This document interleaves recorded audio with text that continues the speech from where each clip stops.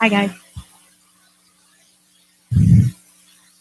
My name is Julia Smit. I am the park ranger here at Lewis and Clark Caverns during the year, anyway. Oh, awesome. I was going to set my own shut up timer, but that's even better. When it is not summer, I do a lot of different things. This past year, I had a really rough time of it. Oh, here. Yeah. Sorry, you guys are getting a reused presentation. We'll start from that one. If you want to see the whole thing, come back on May 25th. You can see the whole presentation. This is just a snippet. I'm going to talk pretty fast, so I'll try to leave a couple of minutes for questions. But you all spent this winter as the cave specialist on the project. That is definitely the coolest job title I've ever had. No question about that. My job was varied. It ranged from answering the question, where does that hole go? Sometimes with the answer, will my head fit? I'll find out. It was also just monitoring the progress of the construction, making sure that the contractors sensitive environment, facilitate their work since it is such an extensive project in a weird environment to provide expertise on the resource, say, hey, yeah, you can step on that rock, but not on that rock, that type of thing.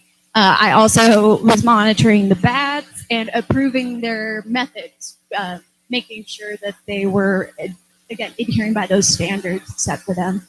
Not sending particles airborne, not cutting into rocks they weren't supposed to get in. So this lighting project was extensive to state. It's a complete lighting revamp that I don't think has ever happened in the history of the cave. Lighting system, some of it could date back as far as the in the 50s or in the 70s, but it's pretty much been update as needed. So this is completely replacing the power system. That POW feeder cable, 1.25 inches in diameter, 1.5 pounds per foot, 2,200 feet of power feeder in the cave. In as short as sections as they could manage, but the longest section was 135 feet, and that's really unwieldy cable that you're having to drag through tight spaces in the cave. So big kudos to those construction workers. A lot of the members of the crew had never been in a cave before, and now they're crawling around in some of the more challenging off-trail sections of our cave to do this project. So they've really got a crash course in caving, and were able to work very safely in the cave. There's more than 11,000 feet of cable that powers all the light fixtures, which is a lot of cable. Even though that's lighter and more flexible, that's a lot. And as we were replacing the handrails as well, to remove the old handrail segments, they had to drill out those posts. They're adding new posts. So core drilling 224 post holes in the cave. And as of next week, when the project wraps up, they're going to be more than about 970 feet of new lighting pods underneath, illuminate the path, make our tour a lot safer, which will be so nice for our visitors. I know that this crowd, if anyone knows what a challenge it is to make your way through a cave, this is an illustration of some of those squeezes modeled by the lovely Anna Christman, and some of those areas that the crew were having to get wires through were just tight squeezes. And working with people who have never been in a cave before, a lot of reminders of how to move through that environment, reminders to slow down. For the most part, everyone did just an amazing job and didn't make me nervous at all. So that is great. But lots of signs like this throughout the cave, reminders of slick stairs that our project manager put out. Methods of working in a cave. Like I said, I had to approve the methods that they were using. One of the main first projects was core drilling and removing all those old handrail posts, putting in the new posts that were needed. So we went through a couple different iterations of what to do for this. The first one was just creating a dam of rags around the drill bit, sucking up the slurry of water and rock particles with a vacuum. This one wasn't approved.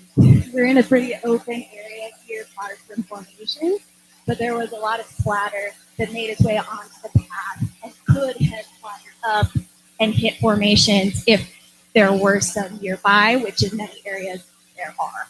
So that was when I had to say, I don't think that's going to work, guys. Can we come up with something else? So Josh here, I don't know what his official job title is, but I think it might be BAMF. He can fix anything, and it comes up with very creative solutions to problems. So he went to the hardware store. What you see here, this black thing on the drill bit, is not manufactured by Hilti at all. I think he said it's an adapter for a gutter system of some sort. Don't really know, but it fit perfectly on that drill bit and helped direct the splatter down so that it could be vacuumed up. And then he has the end of the drill bit in a piece of PVC pipe there. The drill comes with an attachment with a little rubber seal around the base. The vacuum plugs right in, and it works really well on a flat level surface to contain any of that slurry that's running out. We have very few flat level surfaces in the cave, so he modified that, went and got some duct seal. So if anyone like me was not familiar with duct seal, it's pretty much like rubber cement, and he made like a snake of it, molded that to the rock around the drill bit to create a seal, and then could vacuum up the slurry before it started draining off the path. So really innovative solution. Just another view there. This is level ultimate challenge as far as core drilling goes.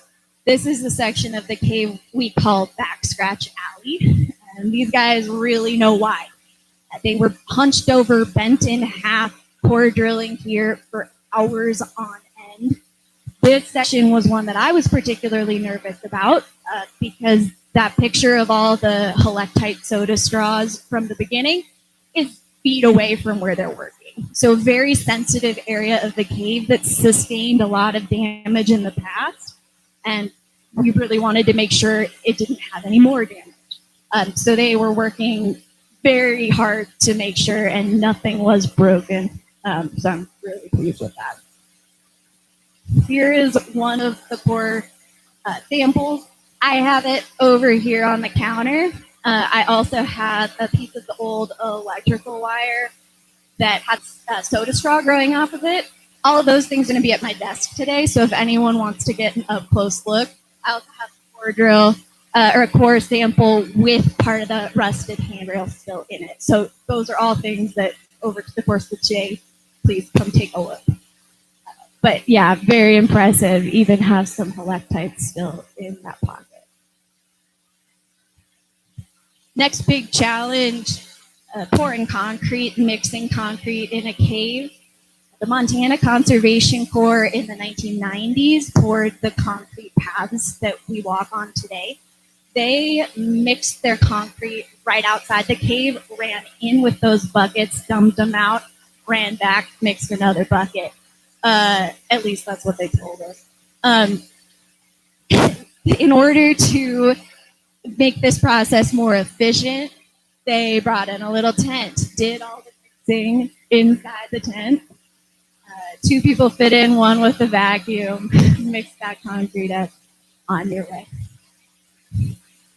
The handrail design was a process I'm really glad I was not involved in. They did a 3D scan of the cave, so that's really cool. Now that's something we have. And designed the handrails painstakingly, giving knuckle room around formations, designing them so that they would guide people through the cave, helping you duck under overhangs, guiding in a way that having a post, and a straight rail between them would not have done. And they do have the light pods underneath. Again, a big undertaking to get big metal stainless steel pipes into the cave. Here's that same section from the mock-up, put in place, clamped in place as they were fitting all this. This is how to make your cave specialist really nervous. Again, that back scratch alley section with 8 people all hunched over, really tight, holding that handrail as they could get it dry fit. Here's a little on Sunday, a look at what the new lighting. Jason, Carl, Ian, Brian for coming and helping with some of the demolition. That was another undertaking that I lost sleep over. Here you can see Carl down the pit in his natural habitat on a rope. Carl, I do have more pictures, but you just move so fast, you're a blur. They were very helpful in removing some of that old wire. Turns out when you leave rubber coated wires for decades on end in water, they start to rot. So this is one of the wetter sections in the back of the cathedral room where they removed the wire, and the crew that was working to clean that up shovel out some of that stuff, because as the water continues to run down that flowstone, it picks up that nasty, nasty goo, spreads it all over the path back there, and gets on everything. So we didn't want our wild capers to be tracking that through the cave. So we did shovel up that sludge, put some new clean dirt over the top, put out a rock over the path. So hopefully that as that continues to flow down, at least it won't be in an area where people are stepping on it. If anyone has ideas to completely remove it, I would love to hear it, but a lot of it's already thrown into the posting up there. Can't just carry stuff like that out in hand, so another creative solution, here is a ski bag that they would load sections of wire, rusty handrails, all sorts of different things into to haul out by hand. We have 3/4 of a mile of passageways on our cave tour. A lot of them have a lot of bending, twisting, navigating through, and the work crews did all of that, sometimes carrying 10 feet of stainless pipe, sometimes carrying. This was my one goal with the lighting project, so I am happy. We were able to light some bacon, so you can see the layers of minerals just with the lights. This is a terrible picture, but when you go through, you'll get a chance to see that. So come back, either take a tour. A lot of big change. Forwood might have an ill-lit tunnel, not a problem for me, I'm pretty short, but all of those are much better illuminated now. It's going to be a game changer as far as getting people safely through the cave.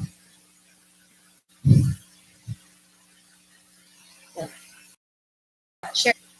Especially with people who understand the challenges of this environment. And we are so happy because we do have so much damage that we've had in the past in our cave. We still have many beautiful formations to share. This is a place where often it's someone's first time underground. And they can come in and get exposed to this environment in a way that shows them what damage humans can do to caves and also what beauty can be found in caves. So having this new lighting is just going to amplify that. We've gotten a lot of people into caving at this park and hope to get more. So thank you.